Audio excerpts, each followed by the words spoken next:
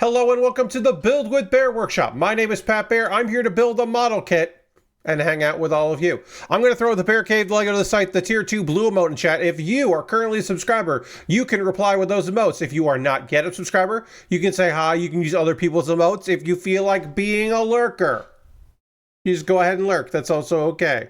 Lashbrook is here. Hello, Lashbrook. It's a Thursday, and the plan is to work on a model kit. I've got the Mariner right here, the Zaku Mariner, and I'll be continuing to work on that. We got a lot done on Monday's stream, including the backpack with its weird stickers and the front of the kit, and it's coming together quite nice. We'll work on the other arm, and then we will work on what's after the arm they want to do. They want to do the feet and then the legs. So we'll do all that. We might finish this kit tonight, might not finish it until the next build stream, so we'll see what happens with it, but it'll be fun. Lord Crash just subscribed to tier 1. That's 74 months saying, hey Pat, thank you so much, Lord Crash. Let's throw the Bear Cave Lego site, tier 2 blue emote in the chat. Thank Lord Crash for the continued support. Appreciate you very much. Thank you, thank you, thank you. Thank you very much for renewing your sub. 74 months is a lot of months, and I appreciate it. All right, let's go to the overhead camera. Ba-boom. I am thinking that I like currently the lighting that we have set up right now. I'm liking what I'm seeing. I think it looks good. We'll see, in the future how I feel about it, but right now, feeling pretty good about it. We do, of course, have our model kit right here, the Zaku Mariner. And you're saying to yourself, Pat, I missed Monday's stream. Why aren't you calling it the Mariner? And the answer to that is because it's the Mariner.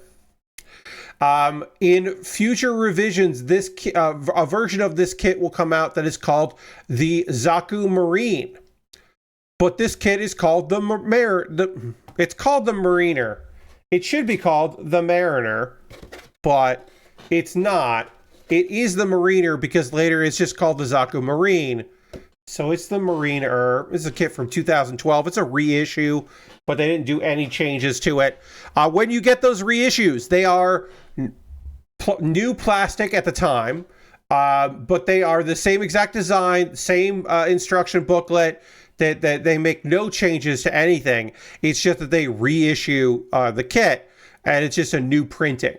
The only change is the box design in the bottom right corner that generally lets you know that is a reissue.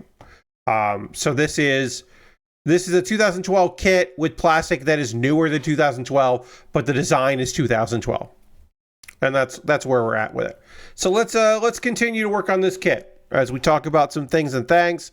Thank you to everybody that showed up on Tuesday. By the end of that stream, we were small viewership wise, which is okay, and we played an incredibly cute game that I will never play again because I finished it on the stream. The very rare one stream playthrough for me. That is an oddity. I generally don't do that. I don't do a complete playthrough of a game in one stream. Kato's Post Office was really fun. I enjoyed that game quite a bit. Very inexpensive. I recommend it if you're looking for just like a fun little experience. I thought it was really great.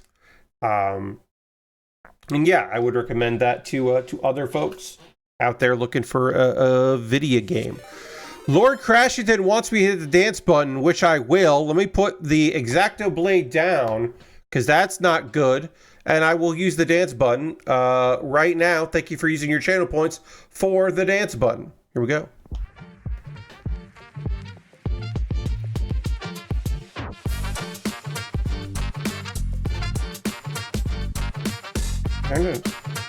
Banana.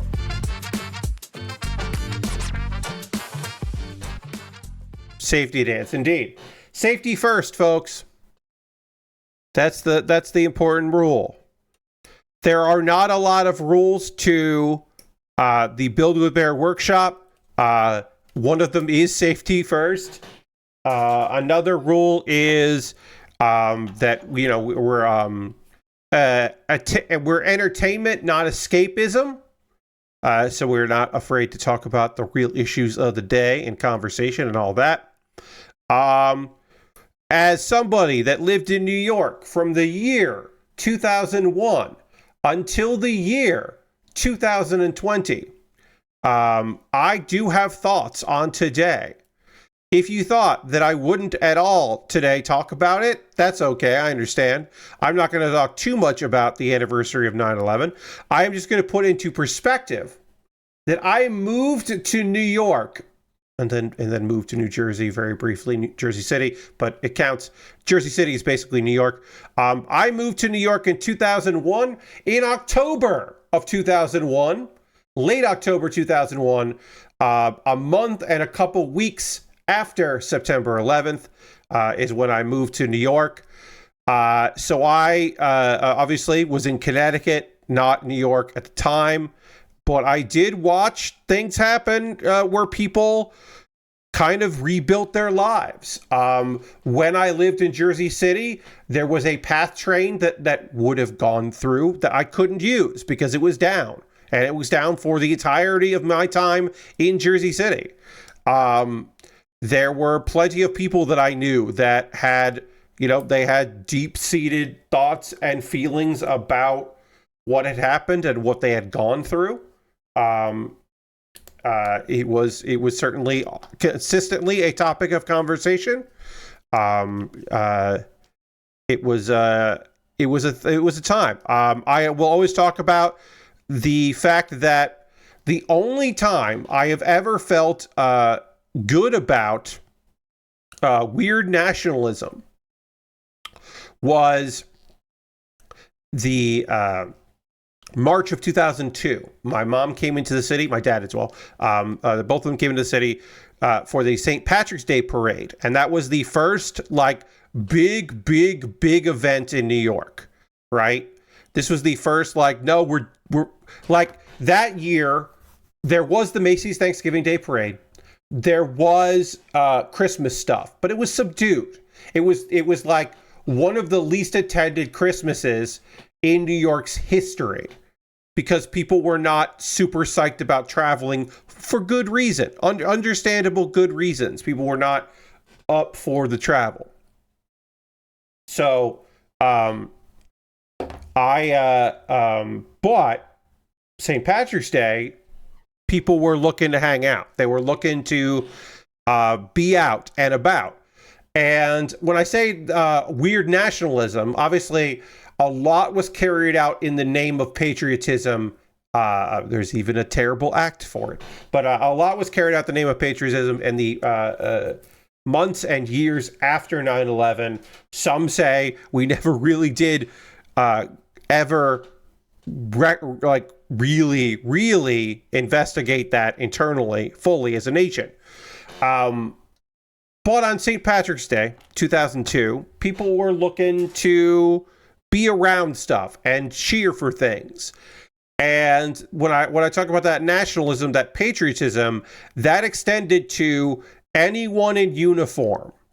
If you were firefighters from all across the world came, and the United States and Canada and Mexico came and marched in the parade, and they all got cheered.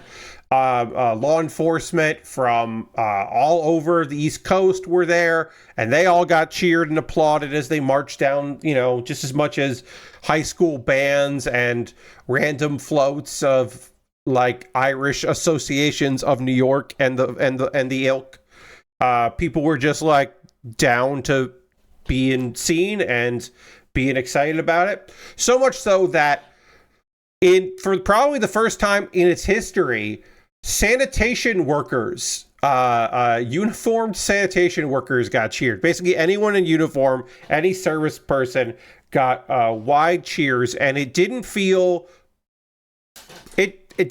terribly gross. Now that might be me with blinders on from 2002, and I might not be fully remembering the time, but it didn't feel like, this is so performative and weird. I don't know. Maybe it was, but at the time it didn't feel that way. I am only speaking on my own personal experience, but I do know that within a year, 2003, that parade did not feel great to me. It did not feel like a good time. But that one year, it felt pretty fucking special. This it's not a how do I say this? An interesting thing to tell you, because I don't often talk about it. Now, I have no problem as someone that considers myself a New Yorker, because I lived in New York for 19 years, almost 19 years, like a little under 19 years. Someone who lived there for 19 years. I will say without question that I was a New Yorker. I've never minded jokes about 9/11 because comedy is how people process things. And as somebody that spent the majority of those 19 years performing comedy or producing comedy, like, I have no issue with that. That's just how people process. A lot of people process through humor. If that's not how you process information and things like that, and that, totally understand that. It's okay. But yeah, to me, it's like, totally acceptable. And when I was also there for a very long time. So like I said, I didn't get to New York until October. I had friends living in New York, people that had been there for a couple of years before that. No one that I knew personally or relatives or friends of anyone that I knew lost their lives that day. There was a friend of mine that used to busk right near the towers, and he had been out drinking the night before, because, he was in his 20s. He was out drinking the night before and was hungover and did not go to busk that day. But many people were checking in on him because they were very afraid that he had gone to work, gone to busk, but he had not. So that, that was that. But I'll say this. In 2001, in late October 2001, I moved to New York City to pursue acting. And I went to attend the American Academy of Dramatic Arts. And while I was in the American Academy of Dramatic Arts, when chatting with some people, I discovered that a classmate of mine, someone that year, someone I didn't know directly but knew of, their aunt had passed away in, I believe, early October. I do not know the exact timeline. When an engine out of a plane's engine fell out of the plane in Queens and landed on a house. And this student's aunt passed away because of that. And, of course, because it was a plane and it was, a month after 9/11, people were concerned and worried. Apparently that was a freak accident. But that was a strange thing, to me anyway. That has always stuck with me, that being a huge city and the amount of people who lost their lives, that I didn't know anyone that faced that tragedy directly or indirectly. Again, no family members or friends, but I did know someone whose aunt died in a freak falling out of the sky plane engine accident. That was always unbelievably strange to me, and will remain one of the strangest things that I've ever, to me anyway, a strange occurrence. Years later, I would come to know more people who had suffered loss in that way. Certainly, I would come to know them more as I lived in New York longer. But at the time, didn't know anyone directly or indirectly. As I said, closest call was somebody who would just go to busk, but was not there at the time. Had turned his phone off, and his phone did not have a voicemail attached to it because it was 2001. So he had a dumb phone, but he didn't have a voicemail attached to it. So his phone just rang and rang and rang, and he didn't pick up. And so a bunch of people that know him just assumed the worst. We have one sticker left, which I believe goes on a weapon, but we are almost done with stickers. Just letting you know. Anyway, that is not everything that I have to say about that, I guess, but I don't have much else to say about that. I have been asked before if living in New York in 2001 was weird, to which I say, yeah, but New York is weird. Like 2019 was still weird. It's a weird place. It's like a strange place. It's a big city, but it's also a small city. It is a city where, like, a friend of mine, a mutual acquaintance, I don't know if we were super close, but a mutual acquaintance of mine moved into my neighborhood, and I ran into them the day they moved there. And that's not the first or last time that happened, where I would be like just going to get a slice of pizza and running into somebody like, oh, hey, what are you doing? It's like, well, I just moved, so I'm trying to like get the lay of the land. And I'd be like, oh, well, I live there, and point. A former coworker of mine, at the time they were former coworker, they're also a former coworker, but at the time we did not work for the same place, moved in above my grocery store. And I was like joking when I said this. I was like, well, I hope we're okay, because you're going to probably see me a lot, because I go to this Christie's. I don't think it was a Christie's. I can't remember what it was. Maybe it was a Safeway. I can't remember, but there was a grocery store. And I was like, you're going to see a lot of me, so I hope we're cool, because I'm going to keep going here.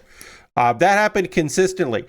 Somebody I went to high school with, who I didn't know had moved to New York, I ran into again,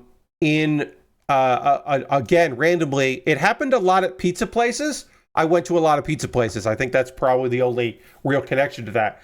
I ran into somebody that I didn't know had moved to New York and was working in New York, because she went into a pizza place that I happened to be in with some coworkers and was like, hey. And I was like, hi. Like, oh yeah, I work over there. And she pointed at Madison Square Garden. She worked for the Garden. An office. I don't think she worked for the Garden. She worked at the Garden. She worked in an office building there. And I was like, oh, cool. I worked like 4 blocks that way. To which one of her friends said, the grocery store? I was like, I work underneath the grocery store, which is true and fun to say. I was like, there's a theater in there, and I work at the theater. And then that same person was like, oh, hell yeah, I love that place. And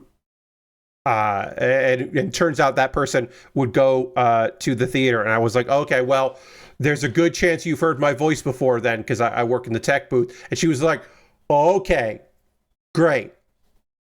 She was like, I was going to have to ask where I knew you from, and that's what it is? Okay. And it was just like, very small world. But that's, to me, that was always the thing about New York, was that New York was huge, right? Millions of people live in fucking New York City. Goddamn, right? There are people that live in New York that, like, just stayed in their borough and never went anywhere. They moved close to where they worked, and that was it. But there are other people that came from all over, that commuted to work there, that commuted out of there to work other places, that, like, you know, went by and I will never interact with.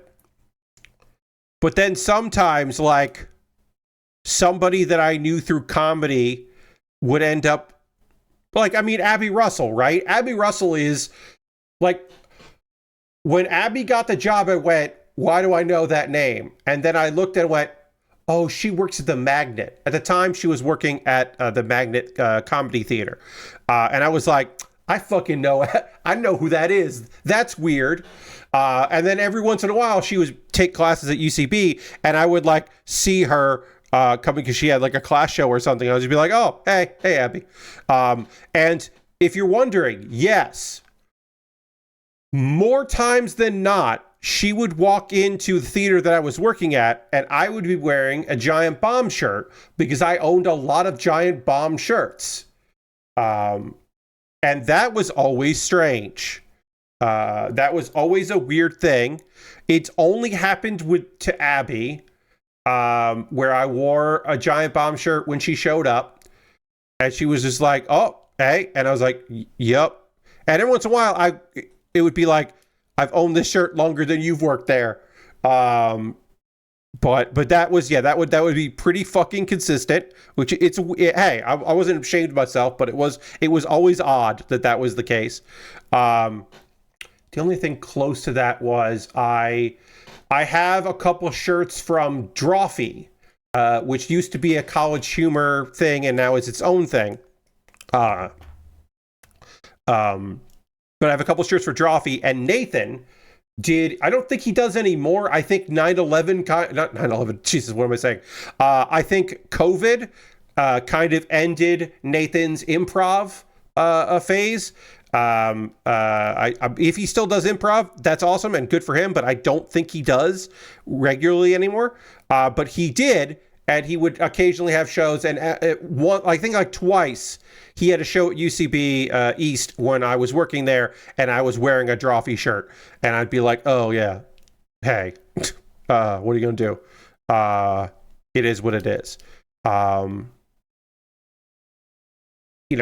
Obviously, I wore Giant Bomb shirts to PAX. Like, that is a thing I certainly did. I certainly wore Giant Bomb shirts going to PAX, because why not? Now, did I wear them to get on a plane? No.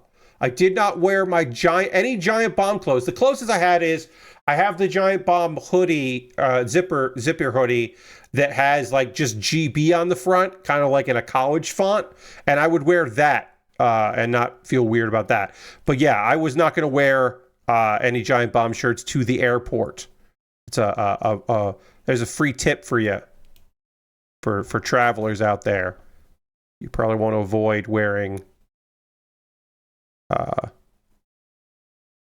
shirt that says bomb, especially the one where it said giant in kanji and then just bomb stylized. That one's not going to go good.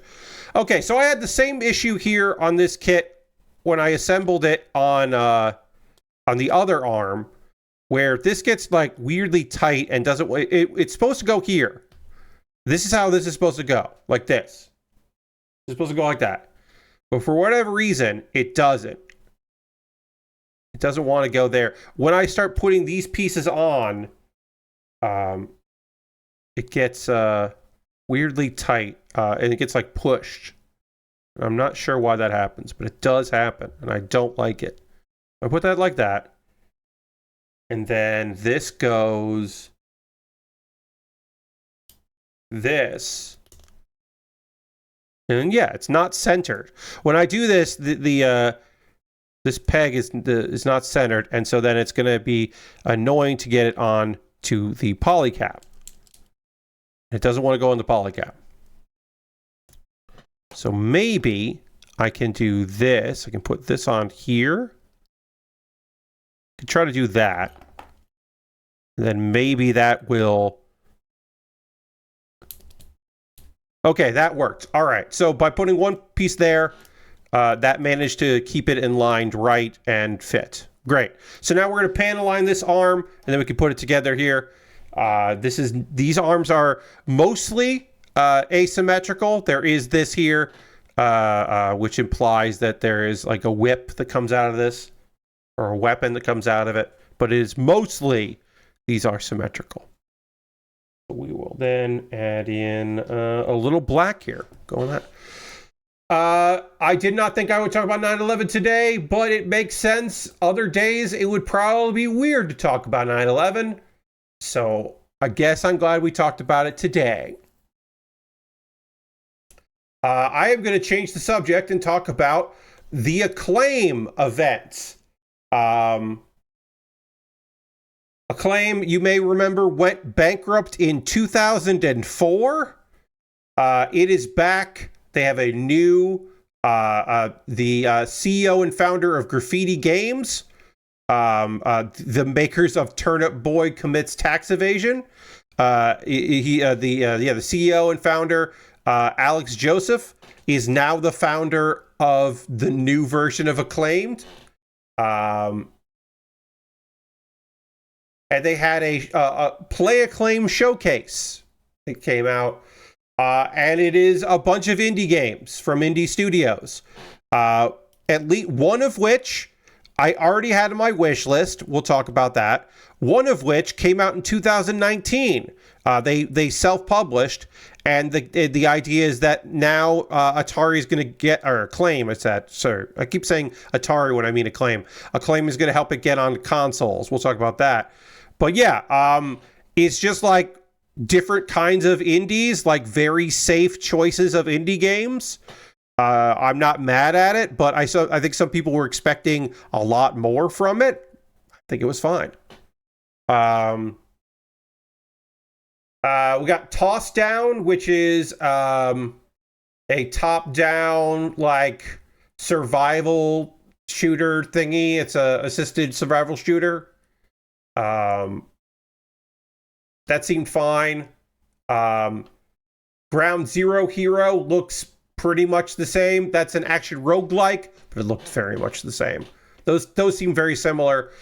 Basketball Classics is coming to the Switch, so Atari is going to help continue to publish it on PC. The game came out in 2019. It is like retro-looking graphics basketball game where there are a bunch of like dunking mini games and a lot of characters. They say it's supposed to be like the spiritual successor to 8-bit Ballers. But yeah, it came out in 2019 on PC, and they're going to bring it to the Switch later. So they just basically picked up to make it a full-time publisher, and I assume they're helping with the port for Switch. And it's like, yeah, all right, sure. That looked fun. Pixel Washer is the game that was on my my Steam wish list, because of course that game was on my Steam wish list. Why wouldn't it be? I said when I saw it and put it on the wish list, this is a cute looking game. A pig with a power washer. Down for it. And there's some challenges. It's not just clean this thing. There's some other stuff going on. It looks very cute. I'll play it when it comes out. I was like happy to see, that I already seen the trailer, but I was happy to see it again. Jeff Gerstmann described this video game's title as the most acclaimed ass title possible. Very like important for the time period throwback title. The Prisoning, Fletcher's Quest. Enter the mind of Fletcher Howe Jr., a game developer on the brink of physical and emotional burnout. You must escape a mental hospital in a mental prison. You must escape your mental prison in a Metroidvania drenched in anxiety based on a very true story, which is fucking wild to say. A very wild description for a game. It's a Metroidvania because you are a burned out developer and you had a bad time with a psychologist, and now you are trapped in your own mind and must escape your own tired and burnt out mind. It's weird and apparently loosely based on at least one developer's trauma. And that is strange, but looks kind of cool. And then the game that people looked pretty fucking psyched about this is a rhythm, a dungeon crawler named Grid Beat, which is a very generic ass name. Grid Beat is like so fucking generic, but I'm not against it. It just, it feels like a generic ass name, but it doesn't seem like a bad thing. And it looked cool. Yeah, you're just you're trapped inside of a cyber dungeon and you gotta escape. So there's other games. That one was the one that people seemed pretty psyched about this. There's another roguelite. They discovered it's a roguelite from Potato Kid called Talaka, and that is apparently being made by a studio called Potato Kid, which is a great name for a studio. But apparently this game is using Afro-Brazilian mythology as its base, and that sounds fucking cool as hell.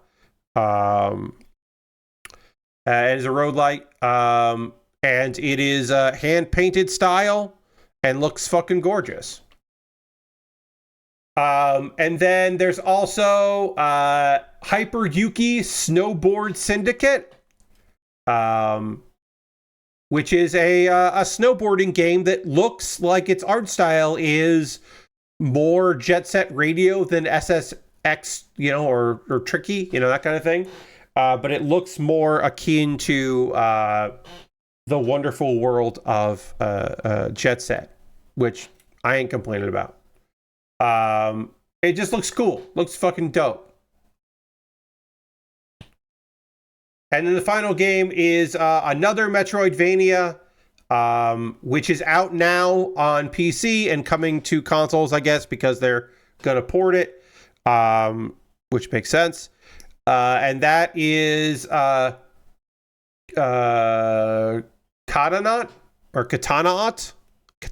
I think.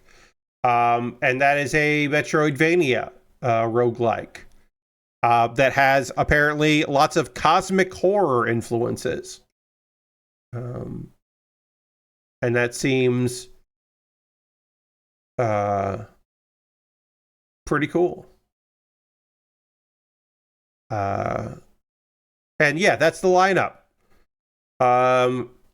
Nothing like, look, there were people who were thinking they were going to be buying back, like, or licensing things that Acclaimed licensed in the past and getting those licenses back. And it's like, that's not. And I think part of it is just like, why wasn't there a wrestling game? Jeff Jarrett's on the board. Yeah, Lord Crashing, you're right. It was always going to be indies. But like, yeah, I mean, maybe they could find and publish a wrestling indie game. And it's like, no. Jeff Jarrett's on the board because they pay him money to be there. Because they want someone unbelievably loosely associated with Acclaim who would take their calls. Like, because they're not going to get a big wrestling license. That's just not possible. And people were like, oh, maybe they're going to do this, maybe they're going to do that. Like, yeah, maybe, but nah, they're an indie publisher that bought a name of a company that went out of business 20 years ago. Well, Lord Crashington, like, he's not, here's the thing. He's not a money guy. Jeff Jarrett is notoriously terrible at running businesses. He's awful at it. He's not an investor. They invested in having him there.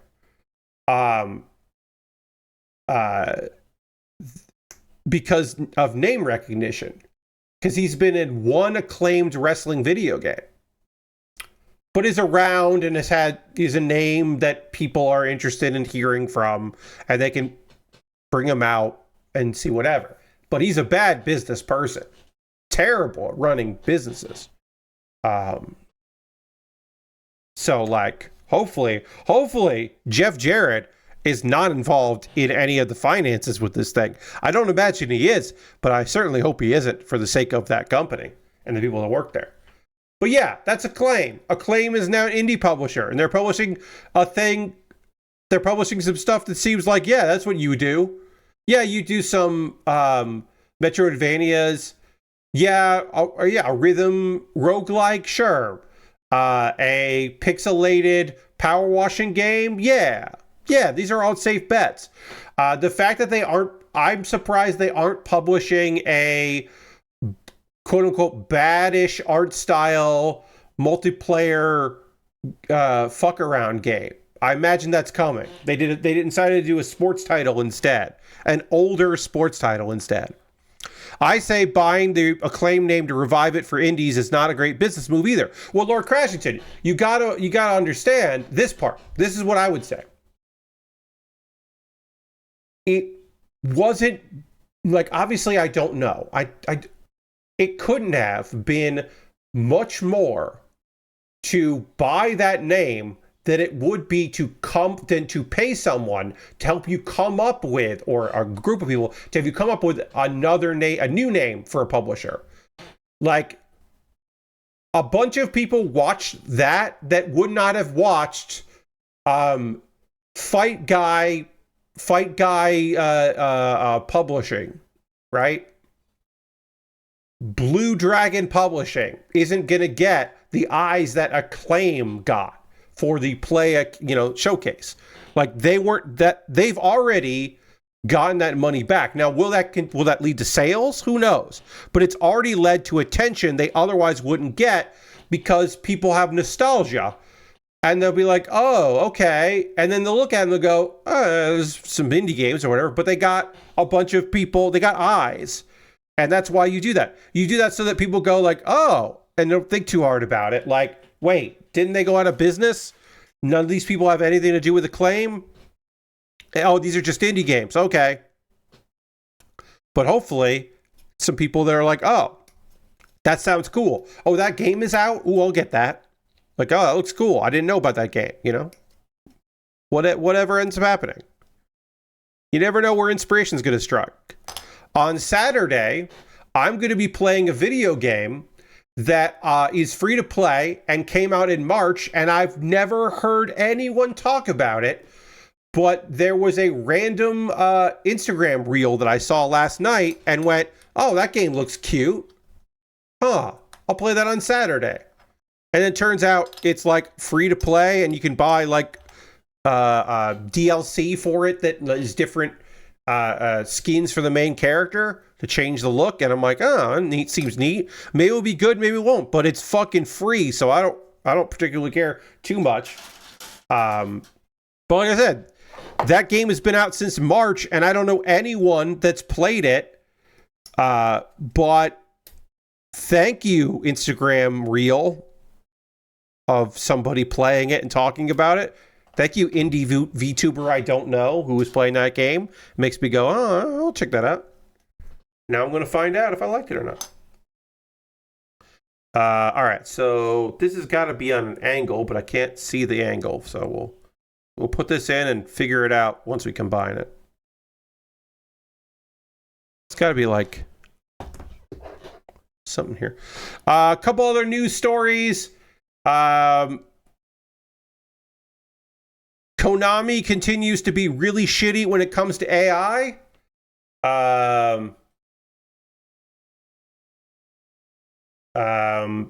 In this case, Konami deleted 2 YouTube videos, which were Yu-Gi-Oh! World Championship duels presented with AI-generated commentary. This is their trial run of this tech because it apparently makes more sense in matches that already happened to use AI commentary instead of hiring commentators. And if you're wondering, one of the AI voices they used was the voice actor based on the voice actors and singer Hibiki Yamamura. And she was fucking pissed about that. No matter how I listen, it's unmistakably my voice, but it's clearly not me. My voice is reading text I've never read before. Countless people who don't know this are listening to that narration. And she's fucking pissed about that shit. Oh, they deleted the 2 videos where they did this because they're like, oh,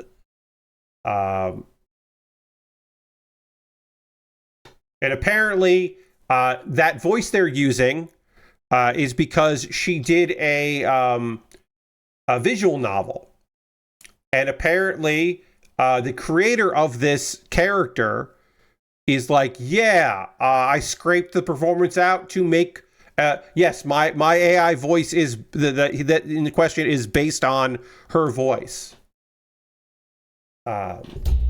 So not only did Konami decide the best course of action for this is to use AI, they didn't vet the AI they were using, and they used a company who, of course, stole someone's fucking voice in order to make it, and they didn't even think about that as a possibility. Jesus fucking Christ. Great job. Great fucking job, everybody. Everybody did real good here. Fucking yikes. Like, they already did the smart thing. Somebody in Konami already did the smart thing you do, which is they paid a bunch of money, assumedly, to HoloLive to have Japanese and English-speaking HoloLive presenters, VTubers, like learn the card game and then do commentary on matches along with the championships.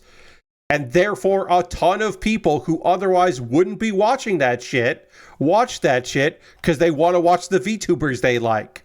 And it's just like, come on. You don't have to worry about fucking AI. Somebody on your team already understands the assignment.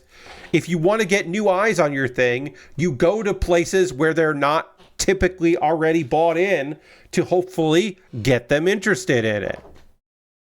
Do I know how many people went and decided they were going to try out that game because they saw VTubers they like talking, watching the championships? I don't know, fucking know. I have no idea.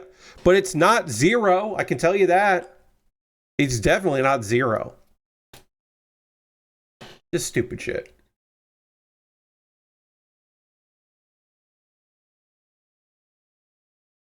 I'm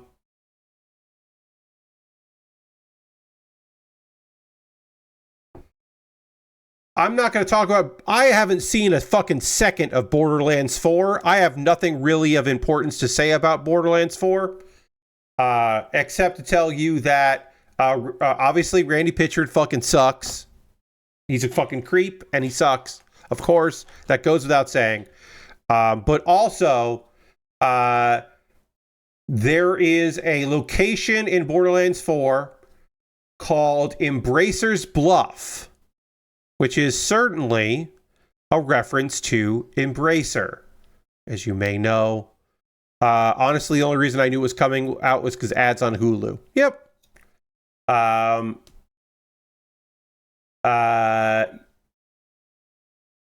You may remember that Gearbox and Saber and a bunch of other companies were embraced. Gearbox is no longer embraced, and so it looks like they had a little jab at Embracer by having Embracer's Bluff in the game. Now, is that because it was just like a desert land and a bluff? Is it some kind of reference to them like lying or cheating, being dishonest?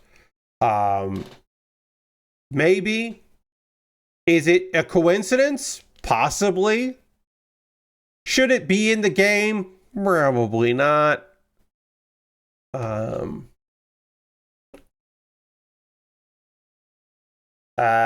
what is that Embracer's Bluff? A ramshackle town. There is a bunch of monsters there that constantly attack you, but that's the game. And there are side quests in there, and one involves a vending machine, and the other one involves an evil AI-powered toilet that everyone hates, apparently, because according to Taku.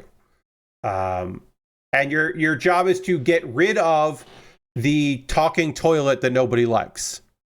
If a Borderlands game isn't going to make weird jokes, then is it really a Borderlands game? Well, Lord Crashington, that's fair. Also, I'd put jokes in quotation marks. But yes. And the mayor of Embracer's Bluff is a dude that hangs out in a hot tub. Which is probably not actually a reference. That's just like a dude with a lot of sex toys around him. Is probably not a reference to anyone from Embracer. That's just fucking Borderlands. That's just some Borderlands stuff. There's a big trash pile in the middle of town.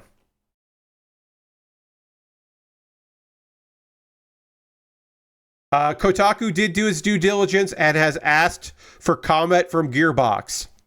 And they have not received a reply. But we should say, the last thing we'll say is that according to Randy Pitchford,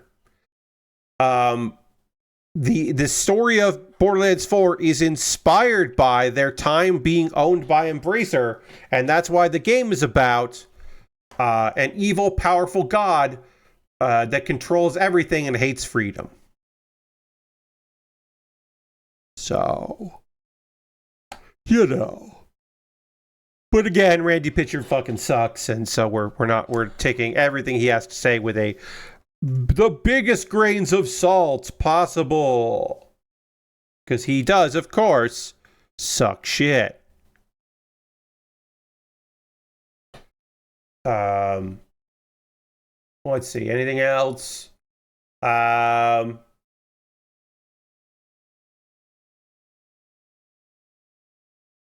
There's the Nintendo Direct tomorrow. I might talk about it on Saturday. I probably will talk about it on Saturday. If I don't talk about it on Saturday, I'll talk about it on Monday. But there is a Direct coming. It is an hour long, and it is around a birthday for Mario. So people are assuming maybe it'll be about Mario. It being on a Friday just has to do with the 40th birthday of Super Mario Brothers. Mario existed before that. People are assuming it'll have something to do with Metroid Prime 4. One could assume some, perhaps at least one, release dates for around Christmas for some games. Lots of speculation about what this is going to be, and the fact that it's an hour. Speculation there might be a trailer for the next Mario movie, perhaps, which wouldn't be out of the realm of possibility. Maybe some casting stuff for that or whatever. A teaser trailer, stuff like that. Nintendo making a Mario game. Yeah. We don't know. Maybe DLC for Bonanza. That certainly seems like a possibility. That seems to be in the possibility space. There could be a DLC for that or something. It's probably announcing, not coming out, but announcing. Splatoon. It would be reasonable to assume there's going to be some Splatoon talk. But we don't know. People were saying, oh, they'll do another Odyssey, but the Odyssey folks are the people that made Bonanza. So, I would say probably not, but maybe there is a new team working on Odyssey too. I think they should make another Mario is Missing game. I think that would be cute and fun. A way to celebrate the Mario Brothers. Another Luigi's Mansion, right? That'd be cool. There's a bunch of things that come out of there. We do not know. We do not know what is to come and what is to be announced. But something will get announced. That's my hot take. My fucking nuclear hot take is they're going to announce some things at this thing. It won't be all things they've already announced. P-Cross 3D 3, yeah. A Switch 2 P-Cross game. Obviously, there'll also be ports. There will be announcements of ports. That's just they'll definitely also announce some ports coming out.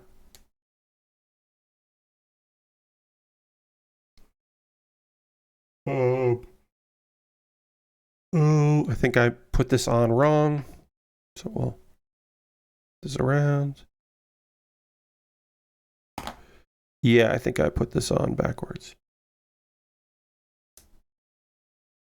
Yes. So yeah, we don't know, but it's at 9 a.m. tomorrow, so I will not be watching it live. I will watch it later.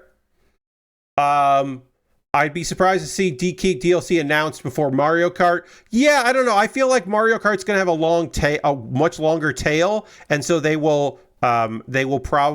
can cruise on it, because also a lot of copies are going to get sold around the holidays for Mario Kart, and so I could see them waiting on that, but wanting to say hey, next summer we're going to have more not next summer, but we'll have more Bonanza stuff in January or something. I could see that. We should end this section of the stream here, not end the stream, but end this section of the stream talking a little bit of layoffs. There have been some layoffs announced. Testronic has laid off almost 5% of its total workforce, and they have closed studios in Madrid and Belgrade. But they also announced a significant new investment in the company. So they got an investment and also laid people off, which seems fucking counterintuitive. You would assume that the investment would be that, but I guess certainly the investment could come with conditions about lowering overhead or some shit. Writing has been on the wall apparently since July at those locations. Apparently a lot of restructuring, including a number of so one thing they did do is they hired some people with the money they got, upper management. They hired some upper management and closed a couple studios, which just seems insane. Just seems like insane choices for a healthy company to be making, but sure.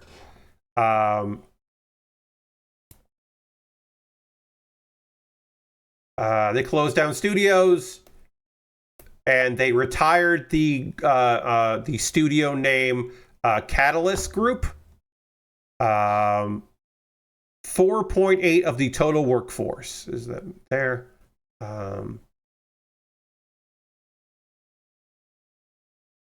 This year they did acquire a studio. Let's see. Yeah, just seems like a weird nonsense restructuring.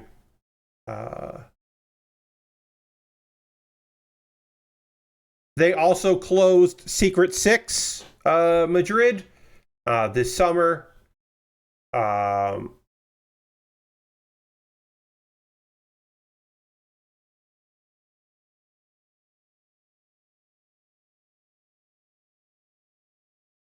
And there was that looked like the studio employees there were going to strike because they were making accusations that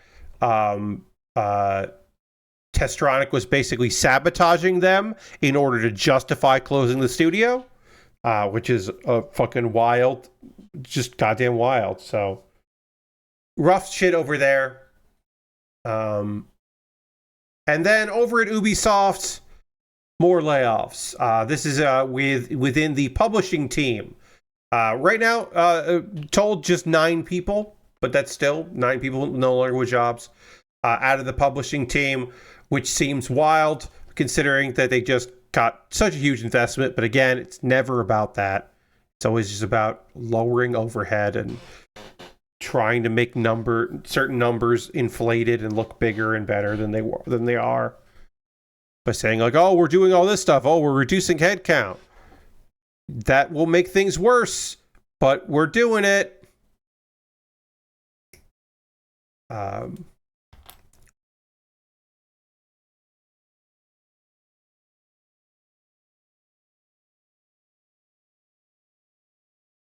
And apparently other people from that department have been moved. So it wasn't just 9 people that have had their jobs disrupted. It's just that 9 people don't work there anymore. And then there are some people that are working now in other departments as they restructure a bunch of stuff. Gross. Oh, that's gross. And probably, I don't know if I'll do this on Saturday, but I will certainly talk about it next week as we gear up for All Out. I do plan to stream on the 20th because the main card begins at 3 p.m. And while I do think the show will run 5 hours, I don't think it will run 6 hours. I think it's totally reasonable to think that show will run from 3 p.m. until 8 p.m. Eastern, but I don't think it'll run till 9 p.m. Eastern. So I should be good to go on that stream, all things considered. It shouldn't be a problem. Should I take the day off for that? No, I shouldn't. I'm not going to. I'm already taking like so much time to do other stuff like my other streams that are not building streams. So I wanna be able to hang out with everybody, and talk games and such, and build model kits and all that stuff. So we will talk about All Out next week, I'm sure. And again, I might end up talking about it on Saturday. Before we are going to take a pause for the calls, I'll talk about ways you can support the channel. Before we get into that, I do want to just very briefly mention this Saturday, starting at 7 p.m. Eastern, will be my fundraising stream. It'll be the third of who knows how many, but it'll be the third one. My Glasses and Meds fundraiser, looking to purchase some meds at the end of this year, or sorry, the end of this month as my prescription runs out. And then also, I am trying to save up for an eye exam, and then new prescription and new lenses, new frames for my glasses. You can force me to edit my top 25 video games of the past 25 years list with donations during it. You can donate ahead of time at my Ko-Fi. I'll put the donate link here in chat. We'll do the donate. If you're interested, you can make a donation there. You can see the list there. Right now, I will be randomly spinning the rolling the digital die one time, and I hope to increase that throughout the stream. But we'll be starting at 7 p.m., and you can go check that out there. I will be building a Lego set from a franchise that I have never built a Lego set from. It is a Lego franchise. Yeah, we've never done that for the first time ever. And I will be playing a video game I haven't played on stream before as well, and adding the list and all that. Lately, I've been on these streams. I found out I was playing like 2 video games, usually Hearthstone and another thing. I still might play Hearthstone, but I'll probably save it. But it'll be like 2 video games and also me building something. Previously, I have built a model kit. I did a model kit, and first stream I didn't do that. First one of these, I did a stream where I did I looked through packs of cards, and in the second stream I built a quick model kit, and in this stream on Saturday I'm going to build a little Lego set. It'll be fun, and you should come watch that stream because it'll be a good time. So what's going to happen now is I'm going to talk about ways that you can support the channel and what I do here. Everything I'm going to talk about is optional. You are under no obligation to do any of these things that I'm going to talk about here. But if you would like to, that would be great. If you are currently a subscriber, you can throw the Bear Cave, the Lego, the Scythe, the Tier 2 Blue emote into chat. Being a subscriber is the easiest way to support what I do here through Cash Money or your Prime Gaming token. You can be like Lord Crashington and use the Cash Money, and that would be great. Or you can use your Prime Gaming token. If you Amazon, you link it with your Twitch, you get that token. You can use that token for anybody. If you want to use it for me, that will be great, and I love that. It's also September. I didn't even mention that at all this stream. All throughout the month of September, you can save 25% off subs, and that includes on mobile. They used to not be able to do that. Now they can do that. So you can save money subscribing if you haven't already. You can also gift a sub, and then at the end of this month, there will be a period where there's some bonus gift subs, and it'll be neat. And you can jump in on that if you want to do that. But don't worry about that. Don't worry about that right now. But it's September. We haven't had any gifted subs in a while. If you want to gift a sub, that would be cool. Another way to support me is to join my Patreon at patreon.com/PatBear. Over in my Patreon, there's a $1, $3, $5, and $10 tier. There are different rewards for different tiers. Consider joining me on Patreon. My $10 patrons had a poll that went up today about what they'd like to see me start working on when I finish this kit, the Mariner. And right now, a very modern kit, a 2025 release, is currently winning that poll. Will it win that poll by the time I work on the next kit, which might be not till Monday? I don't know. I don't know if that's going to win. Maybe the Lego set will win. Maybe the older model kit that I bought last year and has never, or the beginning of this year, and has never won a poll. Maybe I'll work on that. I don't know. I don't have answers to those questions. I have a YouTube channel. I do know that over on youtube.com/PatBear. And on my YouTube channel, you can, of course, subscribe for free. And please do, because I make videos and I'd like you to watch them. You can also, over on my YouTube, if you're interested, you can become a member. And for just $2 a month, you get my Wednesday videos on Tuesday, which is a cool way to see a little bit of stuff before other people see it. I do want to just quickly check to see how a video that did over there. But yeah, my Wednesday videos are my Kuma Baer videos, and you can see that a day before other people see. Ooh, okay. Already some good numbers on that video. Great. Love to see that. So those are all monthly ways to support me. But speaking of 2025 kits, you see a new RE100 was announced? No, Lashbrook, I didn't see that.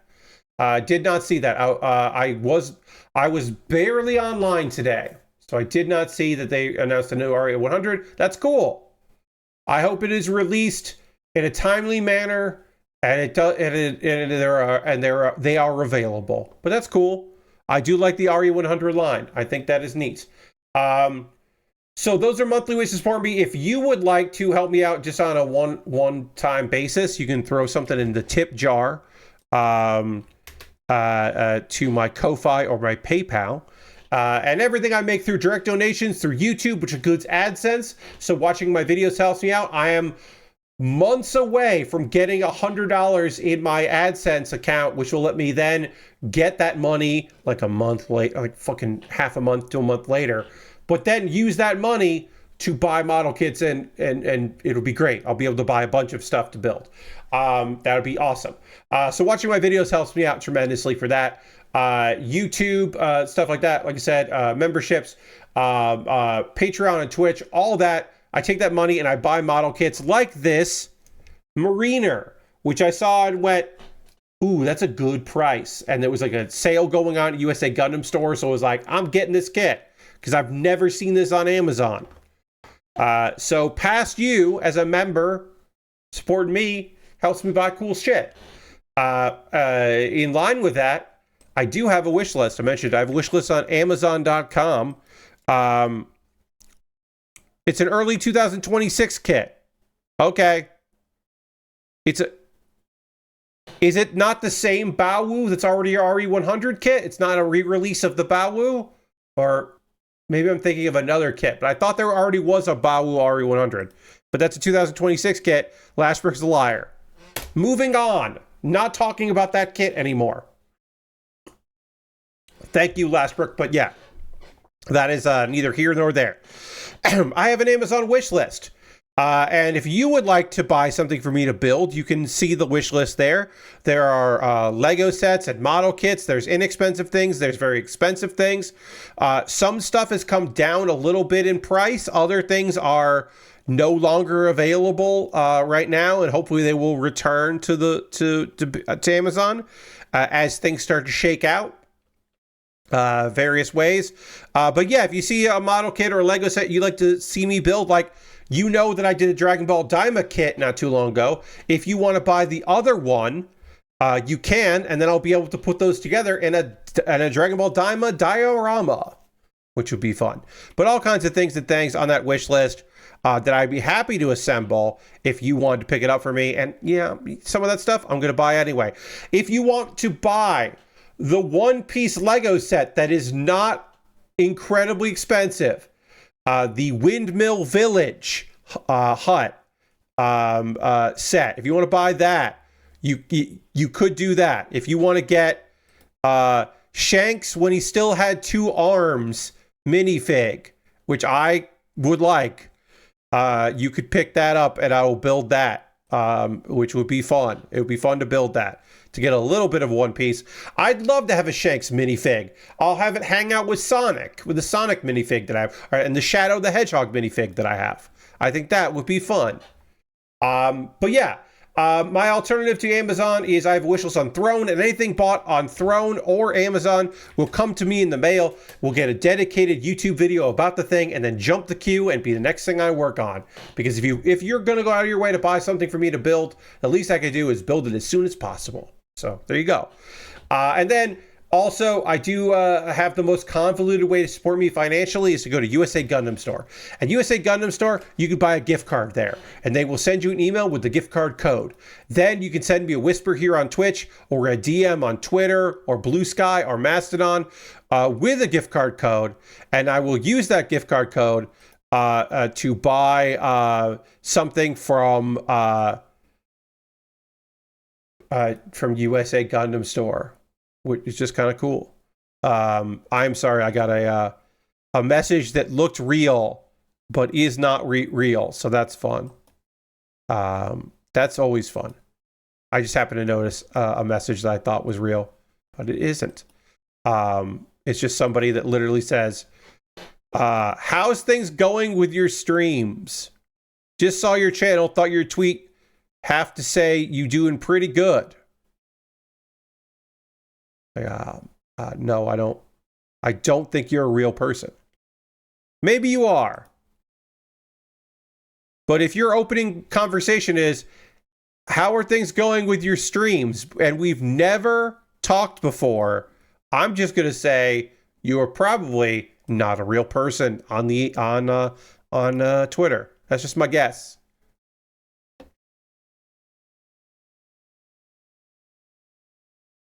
So yeah, always fun. If you want to support me financially, but you don't want to spend any money, I got you. I hear you. You can join my Discord. We'd love to have you. People are posting stuff. We've had a little bit of run in building photos of people posting photos of stuff they're going to work on, which is cool. That's the first step, is buying the thing, and then you got to build it, because your backlog, you got a lot of shit. Hey, you got a lot of stuff in your backlog. You should build like one thing from it. Finish the model kit you started a while ago. I am sorry to do this to you, but it needs to be said. Finish the model kit you started. Finish the Lego set. Finish painting that kit, that the minifig that you were working on. Oh, you're working on you're working on your little guys? Finish your little guys. Lashbrook says never. No, you need to.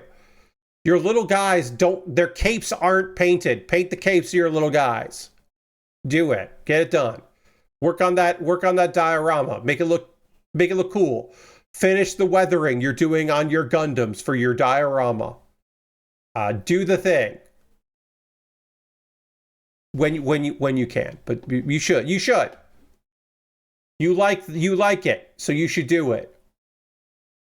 A couple of video links for you to check out. I will have a new episode of Pat Bear's Anime Club up on Monday. I have not recorded yet, but I did get a bunch of materials together for it, and I'm excited for this upcoming one. But the most recent one is a fun video that you should check out. It's me talking about video games that were so good and popular, they became good and popular anime. A couple modern ones, a couple classics, some visual novels to chat about. You should watch that. And then Kuma Baer is my weekly anime recommendation series, where every month I have a different theme. And the theme of Kuma Baer this month is Isekai. And so I talked about My Isekai Life, a show where I could not find a good animated GIF of it because the American title, My Isekai Life, is not as descriptive as it could be. Is a guy who is about a guy. He died. He was overworked. Yeah, that's fine. He's just hanging out and doing his thing. And the thing he's doing is having a bunch of slime friends and having people think that he's a weak tamer when he's actually the sage. And his second job is being a tamer. But he is like there to save the world. And he kind of has to do it. And he's not really bothered too much about it. It's fun. The show, I think, is very solid, and you should check it out. My Isekai Life. It's good. The slimes are really fun. They're all drawn a little differently, so they have personality, and I think they're really great. The one thing I will say about My Isekai Life, as a warning, it starts in action, and then a couple episodes, it's like, and that's what my life is like, and then it goes back to how he got isekai'd. But it doesn't start with him being isekai'd immediately. It starts ahead of time, which the manga doesn't do. And I don't like when anime does that, but they did that. They just wanted to start with him being cool and then have flashbacks. And it's like, all right, I guess. But it's fun. Proud Wolf, great character. It's a character. There's a wolf who's a scaredy cat named Proud Wolf in the show. It's good. It's good. So I'm going to talk about some anime, some other anime. I know that's weird. And then we'll talk about stuff that people are up to and into and all that kind of thing and thang. But before I do that, I need to drink some water. I need much more water. My throat is dry. I'm parched here. I need to get the humidifier going. But also, we got to go to the overhead camera and continue working on this model kit. And we'll do all that right now.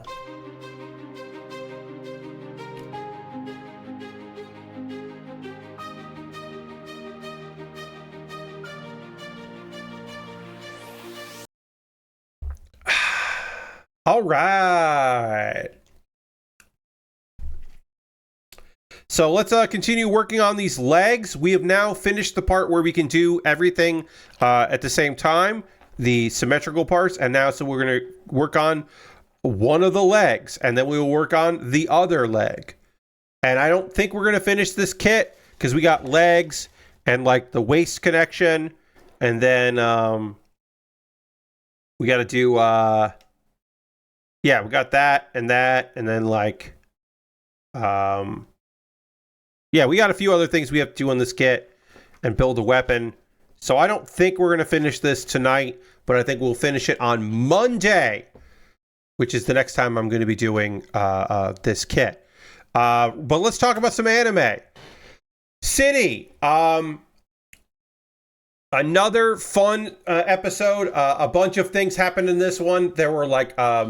some stories were really short. Other ones were longer. If you haven't seen City, it is a chill slice of life about a city named City and the various characters. Ostensibly, there are 3 college girls that are the main characters, but everybody that lives there could be a character and often are a character in the show.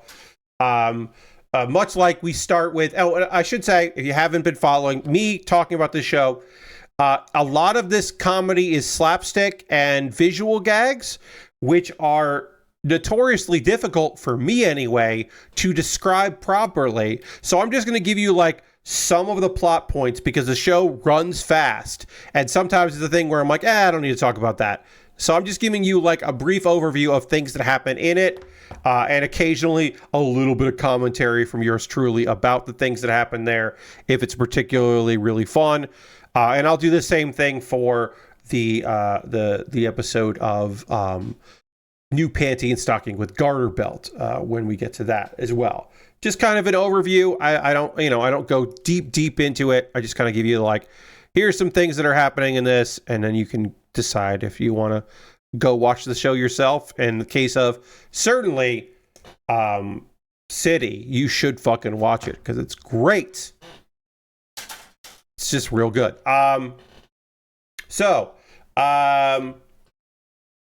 The editor-in-chief of Weekly City, the magazine, Mr.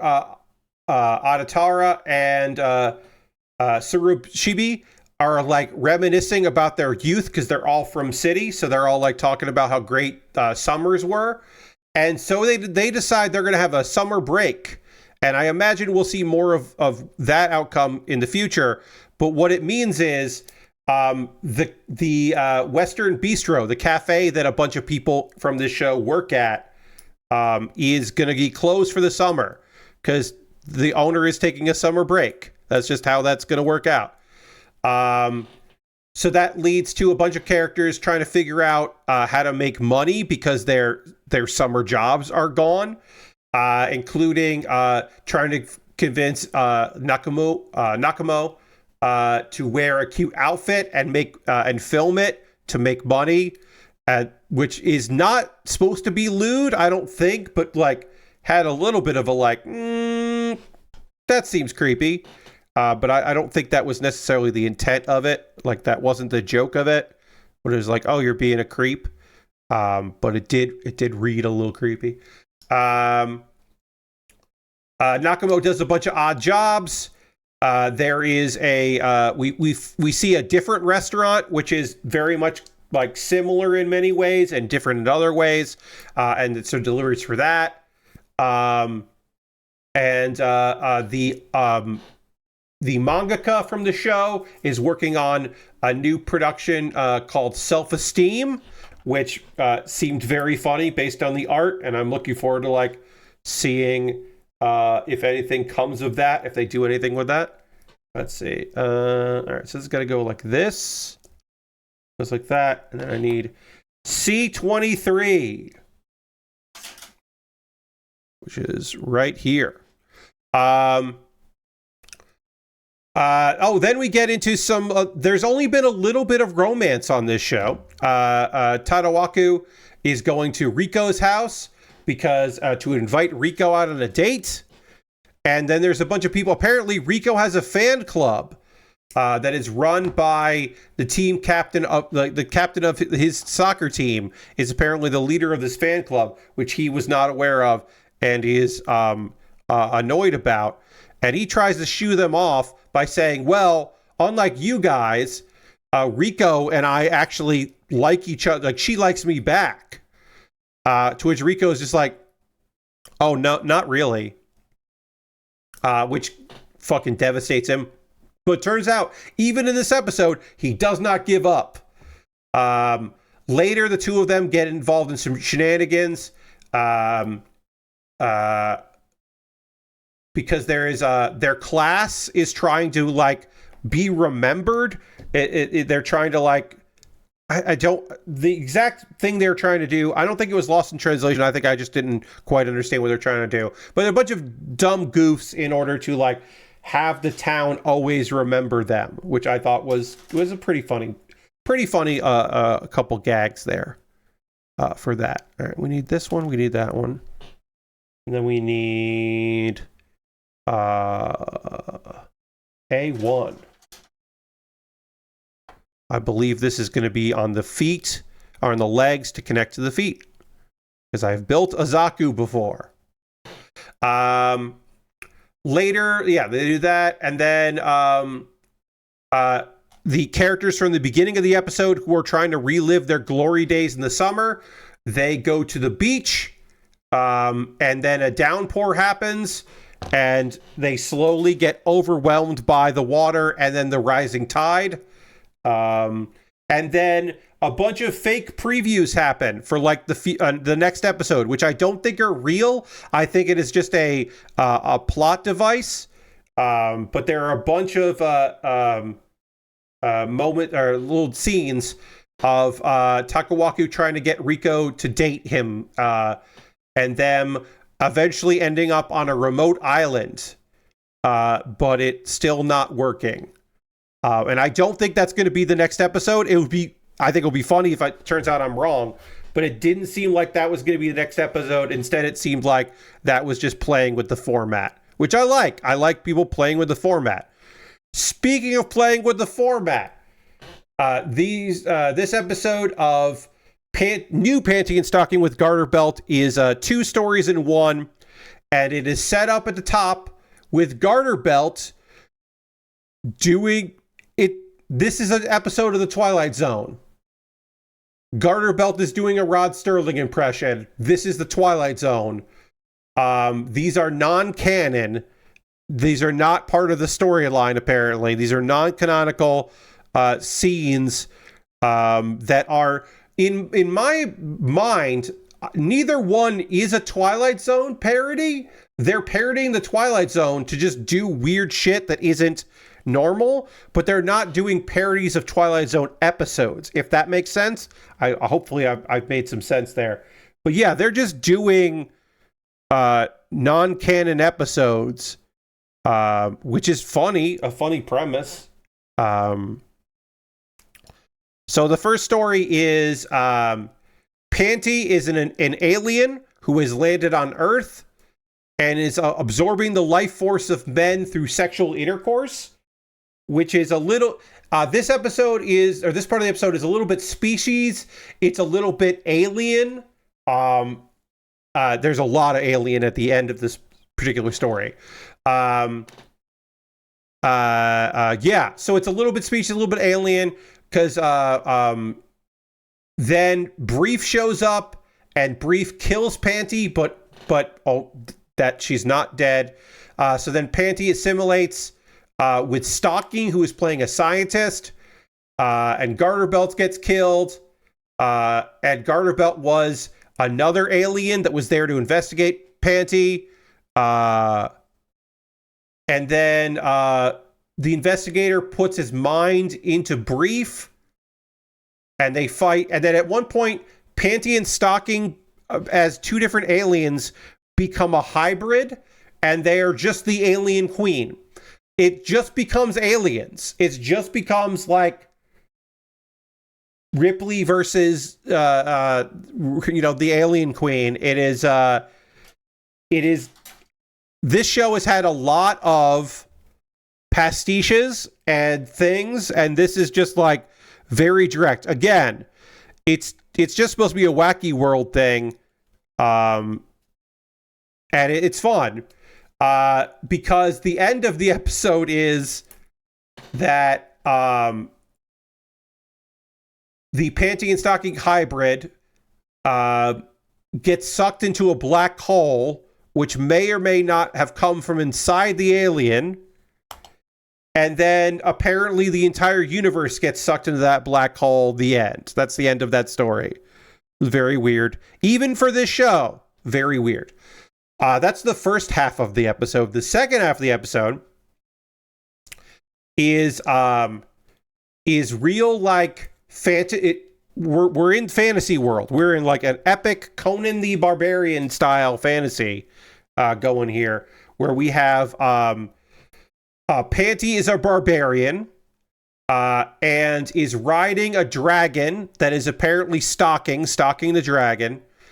And apparently Garterbelt has been killed by a demon, so they're trying to avenge Garterbelt by taking on a two-headed demon, which is the old demons of Scanty and Nisok.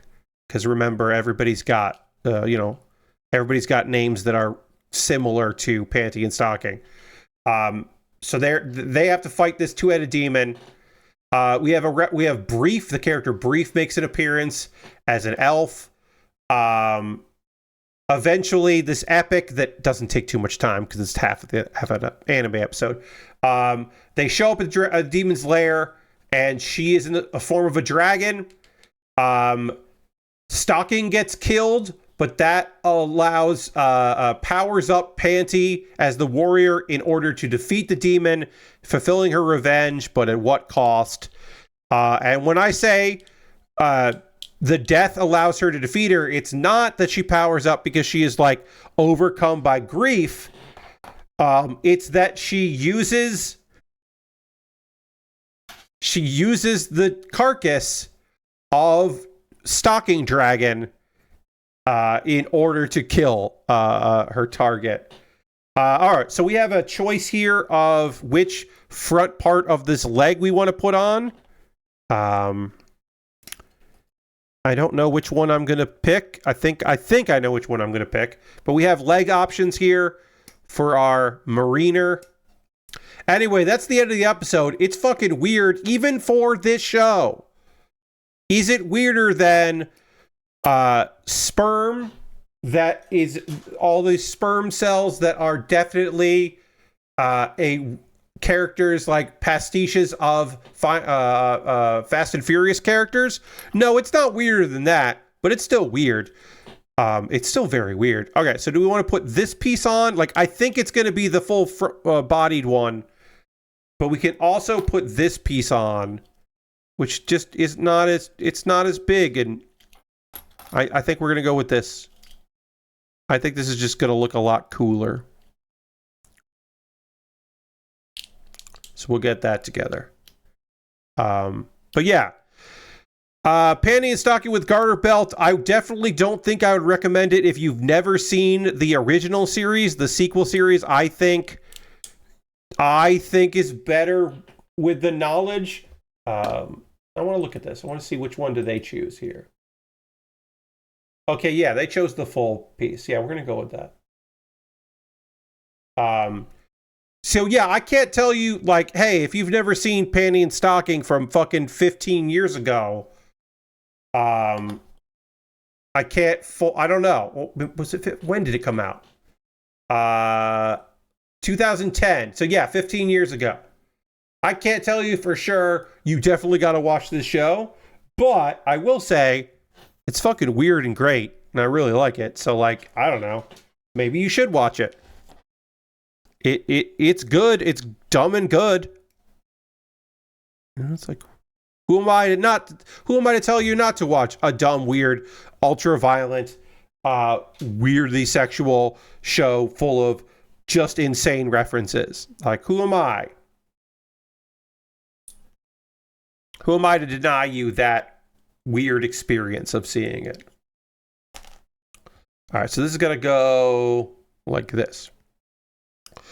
Now is the part of the stream. One of the best segments of every stream. One of my personal favorites. At least, I can say that. I can tell you. It's one of my favorite segments of the stream. All right, so we want to put that in there. We want to put that in there. And we'll put that together. Okay.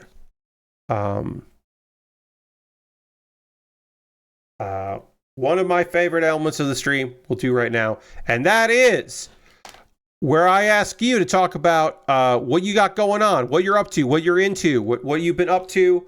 I always love hearing from you about those things and things, so please let me know. I gotta just double check, make sure I'm doing this right. Nope, just gotta go this way. I always love it hearing from you about these things and things, so please let me know what you're up to, what you got going on. Because I always like hearing about it. Playing any video games, you doing anything out there, got anything going on? I always love hearing from you about that stuff. I will say, as I start to panel line this, that I mentioned the video game that I played on Tuesday on stream, Kato's Post Office. It's very cute. It's a short game, but I believe it's $5. I recommend it because it's just like a really fucking cute game and a good time. I don't know how it plays on like the Steam Deck or something, but I could see that being a very fun Steam Deck game. I don't know why that cat can hop, because you don't ever have to hop in the game. It's weird, but it's fun. It's a fun little cute thing. I highly recommend it. I don't know if I'll ever play it again, but I might someday. Someday I might get all the achievements in it, because there are a couple achievements I didn't get. So maybe I will achievement hunt in that game sometime. Other than that, I'm playing Hearthstone. I have a new deck that is just terrible. The upsides of this deck are just awful. So I can't wait to play more of it. I just started playing it. There is a legendary minion that is a 0/3 Death Rattle. Kill this like 5 times and you get a 20/20. So you want to just kill it a bunch. And then there are ways to cheat it out so it costs less. There are ways to make it so you get multiples of the 20/20. When it works, you still don't really win. So it is not like an OTK, but it is a stupid deck, and I am enjoying playing it. I have a very greedy way of getting that deck together that I have been enjoying. It is nonsense, but enjoyable nonsense. So I have a Singleton or a Highlander deck for it that I think is pretty good. But again, it's not a good deck. So I've been playing that. I've also been playing still playing my Warlock OTK deck, the Bat Boar deck. Which people fucking hate, but I've starting to see some people play decks that really counter my Hearthstone deck that I really like playing, which is fine because it is a cheap deck. Yeah, I get it, Swedish Bud. Like, look, I don't think the expansion or the mini set were particularly good this year. I think anytime that Hearthstone is like, we're adding new quests, I'm always like, oof, we are in a down period. Hearthstone always seems to be in a down period when the next big thing they have coming out is quests. I think Kindred is a cool mechanic. The idea that if you play a beast, the next turn, if you play something that mentions Kindred, you can play a beast and it does something different. That playing the same kind of card type, minion type, 2 turns in a row gives you a benefit. I think that's a neat idea. I do have one quest deck that I like. I would have liked if they had supported a bit more of Imbue, because I think that's a really fun mechanic. I also think that they seem to have abandoned Starship, which I thought was an interesting mechanic. And I wouldn't mind seeing a return to that and some more cards that support Starship this year, but I don't know. But I understand. I'm still playing because I still have decks I like to play, but I could also see myself getting less interested in that game over time. Like I could still see that becoming a thing that I'm not always going to be super into. Other gaming stuff, it looks like on Sunday I'm going to play, is it Realis? Yeah. I'm going to play some of it. I've only played it once before, but I'm going to play some Realis on Sunday, and I'm looking forward to that. We're still trying to get everybody together for that and make sure that I have enough people. But I've been looking to do some adventuring, some tabletop stuff with friends, some creative, using creative juices, getting those flowing. So I am excited about the possibility of getting some of that together, because that'll be good times. Again, that's still in the let's see if we can get this confirmed stage, but it looks like it will be. And that'll be good. I'm going to watch some wrestling tomorrow and also on Sunday. There is a charity event called Cannonball Fest on Sunday that is going to be on the GCW YouTube channel in the afternoon, and I'll watch it in the evening. And there's some fundraising. It's all to support a wrestler, Jeff Cannonball, who is currently battling ALS. And so there's a big fundraising effort in his name. And so I'll be watching that because it looks like it's going to be a fucking fun, cool indie event. Joey Janela is putting it on. And that's cool. Lord Crash says, I've been playing more Silk Song and making some solid progress. Got a run dash that's fun. Nice. Yeah, I've watched some Silk Song here and there, and that game has some style and is cool, and they continue to understand that you want to be able to save some cute friends. In this case, those cute friends are fleas, and that is still a very smart decision on their part to just have some characters that you want to go out of your way to support, and that just making that a very smart. It is a smart, creative choice that I like. Lashbrook says, inspired by Alien Earth, I rewatched the original Alien. The visual design for everything in that film is unmatched. Yes, Alien is unbelievable in all elements of it. It is just an incredible bit of filmmaking in all aspects.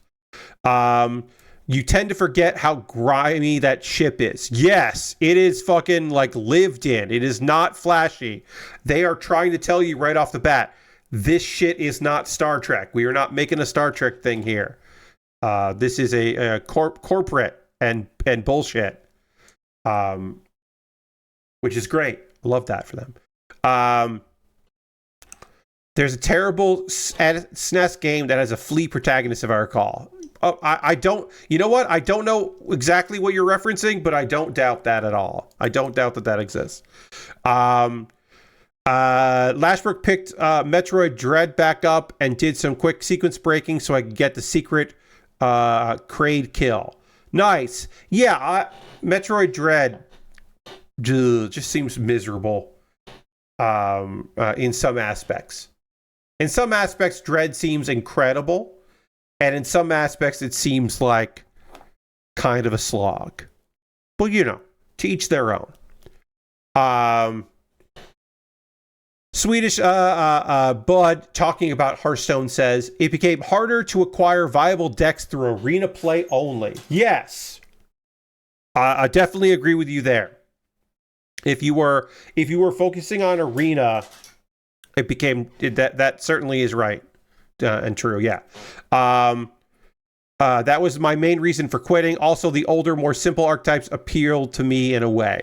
Yeah, I understand. Like, one of the things I really love about Hearthstone is playing Wild and taking new cards and putting those new cards with old with old decks or old types, and really messing around with that, because that always gives me a lot of fun. To just like, hey, this card from 3 years ago that nobody really used, it's fucking broken with this new ass card because it's Wild and you can just keep using old cards.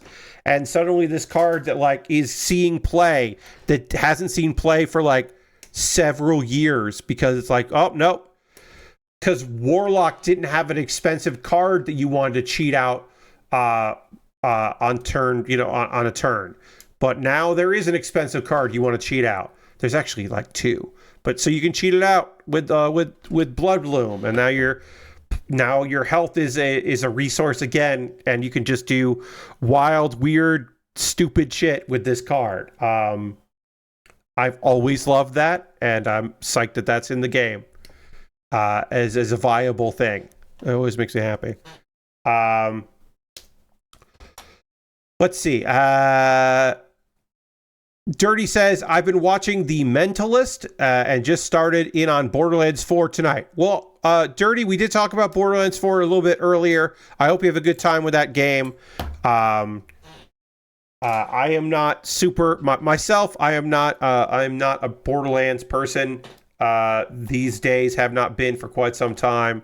I certainly played my fair share of Borderlands 1 and a bunch of 2. But that's kind of where I fell off, was 2. I did play through, I should say, most of the Tales from the Borderlands, which I thought was pretty damn good at the time. But yeah, I'm not much of a Borderlands person myself. I have not played 3. I have not played Tiny Tina's game. Although I do think the premise of that is cool. I think the premise of someone at the D&D table regaling you with a story, and then you play it, but because they're not a reliable narrator, things can go weird in the retelling, I think is a really fucking cool idea that I would like someone else to steal from them and do in a game that I want to play more, actually play. But I do think that premise is strong.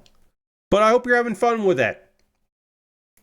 Lord Cratchit says, I love the late 70s computing nature of tech and Alien, despite how much they've mastered space travel. Yes, it very much feels that it's like, well, we don't need to improve this. We're doing all this other stuff, but this other thing this is a tried and true method, so we're just going to keep doing the same things there that we've been doing for generations. And it's just like, okay. I do enjoy that. And again, you said grimy before, and I think that's an apt. Yes, CRTs and room-sized computers for life. Yes. The technology is there. It's just that we can do other stuff with it that is, obviously impossible. But in the moment, totally possible and cool. Okay, so we'll put that on there, and then I need the other D1, which is the last D1. We're going to finish this kit tonight. All we have left is the piece that puts these legs together and a weapon, the underwater gun. And then this kit is donezo. I did not know if I would be finishing this tonight. We did finish it. I'm glad I know what I'm working on. I will know what I'm working on next, which will be Monday. Because again, I do have a stream on Saturday, but it is not the traditional stream. It starts at 7 p.m. Eastern, and it's going to be me doing a variety stream as I try to raise some funds for for things. Hello, welcome, full frontal. Hello and welcome. But yeah, we're finishing the Mariner, which again, is that accurate? It is, because later there is a kit called the Zaku Marine. So it is the Mariner, not the Mariner. Even if Mariner is the proper word, it is just not there. You're done with your Real Great Sazabi? Hell yeah.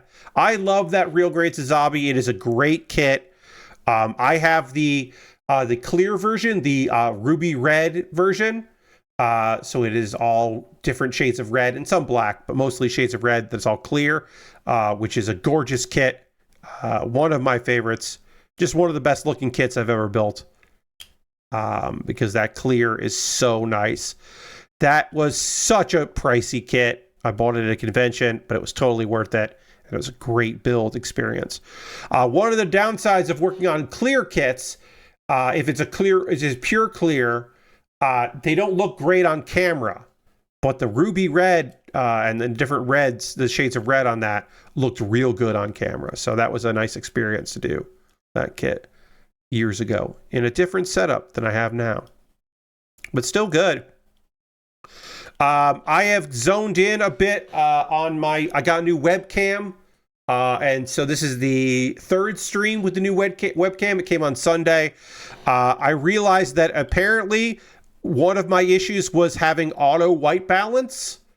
The auto white balance was just making it feel like I looked a little sickly. So I turned that off and then just kind of programmed my own white balance, and I'm pretty happy right now. You don't like a clear? You love seeing time? Yeah. See, I like. I like a clear. Also, a reminder, my age. I grew up with the '90s clear, like technology stuff, like, oh, it's a Game Boy, but it's a clear, so you can see inside of it, right? Like Game Boy Color that's a clear, or like phones that had that aesthetic of like a bright color that's also clear, so you can see through it, hits me in the nostalgia. So like I have a love for that stuff. So that in a model kit really does it for me. I think it looks really good that way. But I understand it's not for everybody. So yeah, looks like we're going to finish this kit up tonight, which I'm fine with. It didn't require a lot of panel lining because it is such a dark color here. You don't really need the contrast of it, but I do like the panel line, if only for just practice. Keep that, design looking good. And also, like I said, it does help a little bit. It doesn't super need it, but it is nice now and again. So I'll be starting a new kit on Monday. On Saturday, I will be doing a Lego set as part of the fundraising stream that I'll be starting at 7 p.m. Eastern time on Saturday. I hope people can join me for that, where I will be playing a video game I haven't played before, working on a Lego model kit from a franchise, a Nintendo property I have not ever built anything in before, so I'm excited for that. What else am I going to do? So I'm going to do that Lego. I'm going to play that game. We're going to be editing my list, my 25 games for 25 years list. So I'll be working on that. A bunch of stuff. There will be a bunch of stuff happening on stream, and you should tune in for it if you want to. Do you have to? Of course not. Of course you don't have to tune in. But if you wanted to, you could. Because it'll be fun, and we'd love to have you there. And that's the royal we. All right, so I guess that sticker doesn't have to go on there. I thought for sure that sticker went on there, but I'm wrong. Yeah. Huh. Interesting.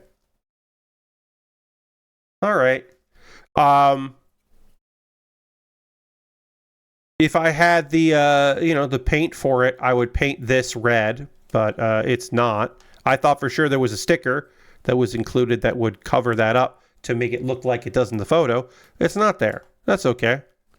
That's not the end of the world. Sometimes the photos lie to you, and that's okay. You wait in October. The real grade Gundam. Oh, okay. Yeah, the new Gundam. Nice, yeah. That new Gundam is a cool one. So hell yeah. All right, so we got to put these together. And then this goes... Oh, little dangle thing there. Put that in the trash. And then this goes like this. And then we can pan align it and then try to get the other. Now, I'm a little worried about putting this on here only because this hand does not fit well in there. So I might need to break out the a little bit of putty, the blue tack, to get that going. But we will, because we have the time, we can add a little bit of marker to kind of clean it up a little bit here. We don't have to do much here, just a little bit of black. It'll make it pop just a little bit. The MG Strike Freedom 2 silver coating. Nice. Yeah.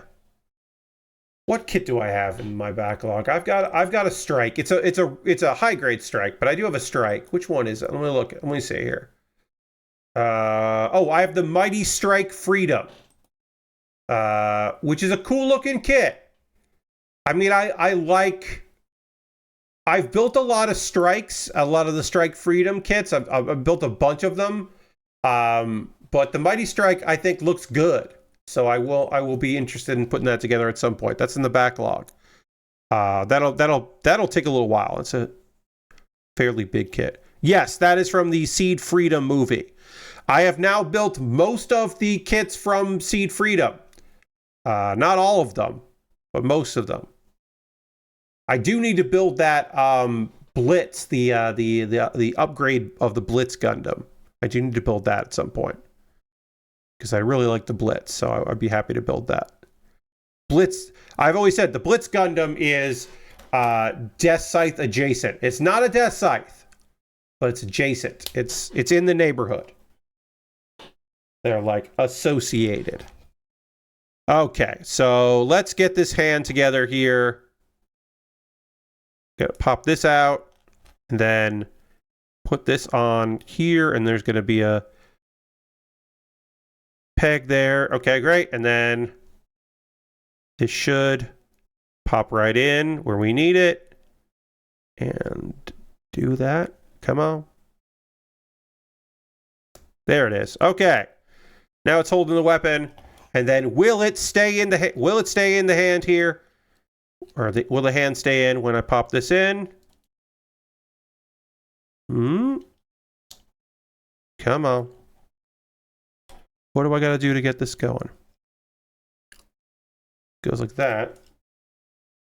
And then... Okay, go like that. Maybe it'll work. Yeah, all right. That works. Yeah, oh, that works fine. Got the Mighty Strike Freedom, Justice Type 2, and Zagok. Oh yeah, the Seed Freedom Zagok. Yep, that's a good one. All right. Yeah, that fits in there. That looks all right. The other thing is you can do the whip. We do have the it's not a whip, but it's a connector. You can do that. I don't really want to worry about that. And the depth chargers, I don't really want to worry about that either. And the options of the front piece. I like this piece, so we're gonna keep that. Yeah, I think I am annoyed that there isn't a sticker or a different color piece for this. It's in the photo. I'm annoyed that's gray.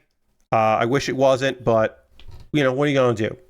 Can't make them do it right or do it the way I wanted to. But I do wish that this wasn't all the same color. That's how I feel about, I would say, just about every model kit, you know, in every way.